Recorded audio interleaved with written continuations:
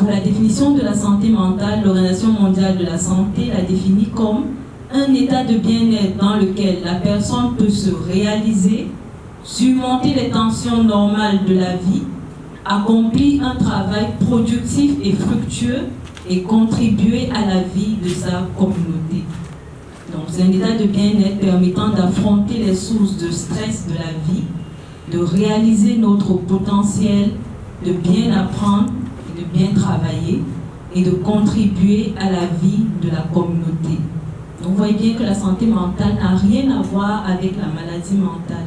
C'est un état dans lequel on peut se réaliser, on peut surmonter les difficultés de la vie et on peut contribuer à la vie de la communauté. Donc on comprend bien que la santé mentale, ce n'est pas une seule personne. La santé mentale, ça prend en compte la communauté. Quand on parle de santé mentale, ce n'est pas un individu, c'est l'individu, mais aussi son environnement. Donc, en ce qui concerne les facteurs individuels, on a le patrimoine génétique, l'hérédité, la personnalité. Depuis notre naissance jusqu'à l'âge qu'on a aujourd'hui, on passe par certaines expériences qui peuvent être positives et qui peuvent nous renforcer la santé mentale, ou des expériences qui peuvent être négatives et justement entraîner un certain déclin. Donc j'ai cité les rencontres, les séparations, les deuils, les échecs, les erreurs. Dans l'enfance, on insiste souvent sur la maltraitance psychologique, la maltraitance physique. On insiste également sur la carence affective. Les enfants qui grandissent dans un certain climat de carence affective, il y a de fortes chances que leur santé mentale soit dégradée. Dans les facteurs socio-culturels, il y a plusieurs éléments, les conditions de logement, de travail, de sécurité, le niveau de vie. Les conditions de logement, c'est par exemple le lieu de résidence, l'hébergement. Celui qui n'a pas où rester, il ne va pas être en bonne santé mentale.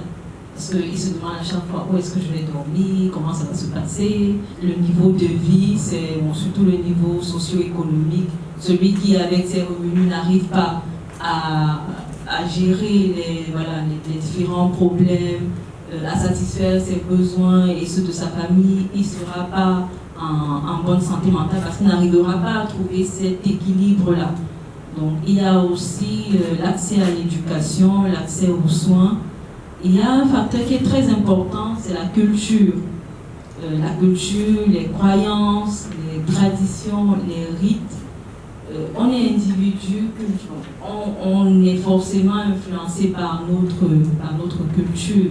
L'un des premiers éléments pour entretenir et préserver sa santé mentale, c'est l'adoption de bonnes habitudes de vie. L'activité physique aide à gérer le stress. L'activité physique, lorsqu'on fait l'activité physique, il y a des hormones qu'on libère qui sont des hormones de détente. Le deuxième point, c'est avoir une bonne alimentation et une bonne hydratation. Le troisième aspect, c'est avoir une bonne hygiène de sommeil.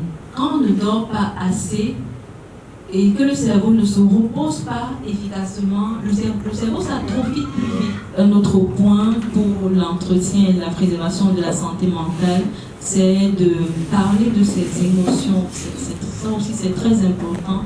Il faut savoir verbaliser, donc ressortir ce qui est douloureux en soi. Et donc, le dernier point sur lequel j'ai insisté, c'est demander de l'aide quand les situations deviennent trop difficiles. Ça peut être un proche, une personne de confiance ou alors un professionnel, des coachs, des professionnels de santé mentale, psychologues, psychiatres. Donc, il y a des personnes qui sont là pour vous écouter, pour vous soutenir. Donc, demandez de l'aide quand ça commence à être très difficile.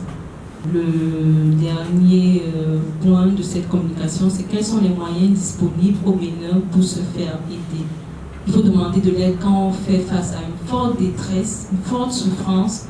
Il faut demander de l'aide lorsqu'on a déjà des difficultés, on commence à avoir des difficultés à accomplir des activités quotidiennes.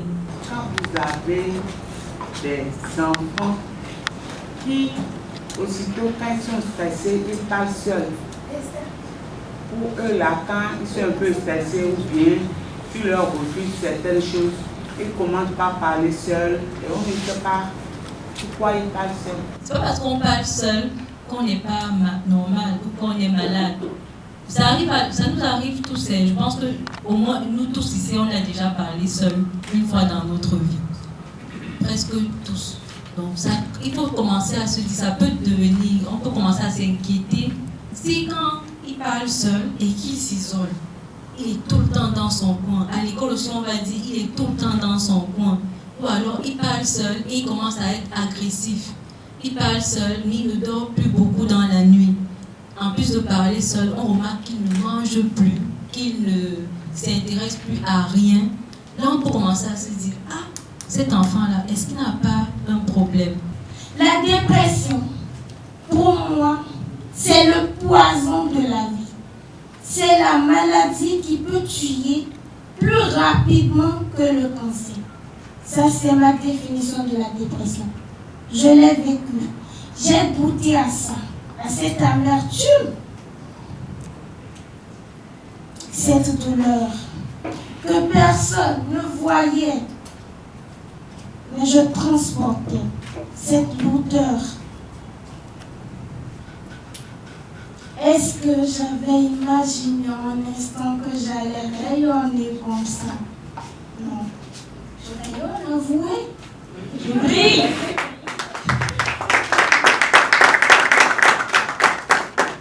J'ai connu la douleur de l'aveugle, la douleur de l'handicapé, la douleur du sourd-muet. Et avec le temps, je me rends compte que c'est l'accumulation des blessures qui m'ont amené à la dépression et c'est la dépression qui m'a conduit à ce stade.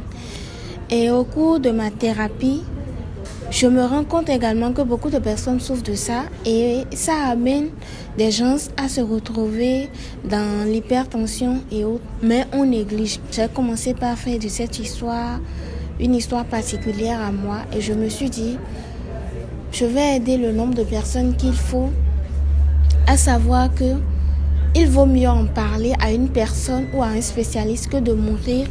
Et surtout, je ne voudrais plus voir des personnes se retrouver dans ma situation parce que c'est une douleur très douloureuse, très dure. Je souhaite que les gens nous accompagnent, toutes les personnes qui ont le bagage qu'il faut ou qui ont les ressources nécessaires de nous accompagner partout où on parle de santé mentale. Depuis le mardi jusqu'à ce matin, on a essayé d'élaborer les différents éléments par lesquels les gens peuvent traverser et vivre des souffrances et que ces souffrances-là ont des noms. Parce que c'est déjà avoir un nom à quelque chose qu'on a. Si je ne sais pas que je suis dépressif, si je ne sais pas que j'ai une pathologie mentale, si je ne sais pas que je suis psychotique, alors je vais me perdre.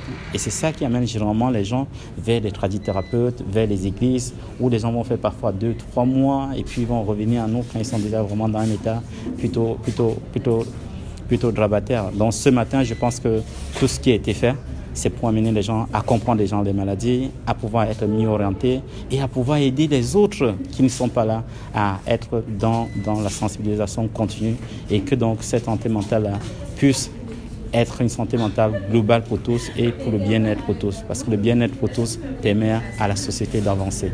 Alors l'idée du festival est partie du film Club des dépressifs anonymes et on s'est dit que pour toucher le maximum de gens, il fallait organiser un événement d'une journée qui est devenu un événement de 5 jours. Du coup, c'est devenu Festival international du bien-être mental parce que l'objectif, c'est d'aider les gens, de leur apporter quelque chose, de les éduquer et de les sensibiliser sur tout ce qui est question de santé mentale et de bien-être.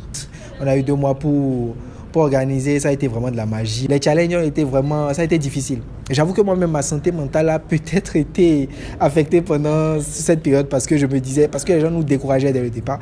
En 2 mois, vous allez pouvoir organiser un truc comme ça, c'est pas possible. Laissez tomber, est-ce que vous n'allez pas reporter? Est-ce que si, est-ce que... Mais on a montré qu'avec la jeunesse, on a de la volonté, il y a de la rage et quand on veut faire un truc, on le fait toujours. Pour les prochaines fois, nous, notre objectif, c'est de fusionner l'art et l'éducatif.